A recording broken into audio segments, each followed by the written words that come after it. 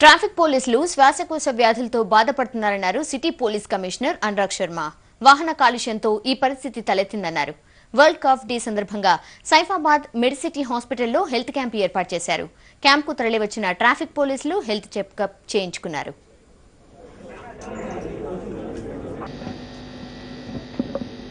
Address the event.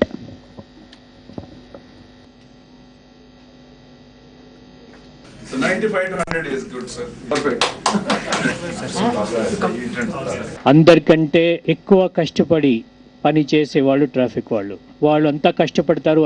అయితే కూడా వాళ్ళ సమస్యల్ని, వాళ్ళ ప్రాబ్లమ్స్ని, అదేవిధంగా వాళ్ళకి ఏమేమి ఇబ్బంది ఉంటాయో అవి అన్ని రికగ్నైజ్ చేయటం చాలా మంది చేయరు. A traffic policeman is expected to be there and continuously working.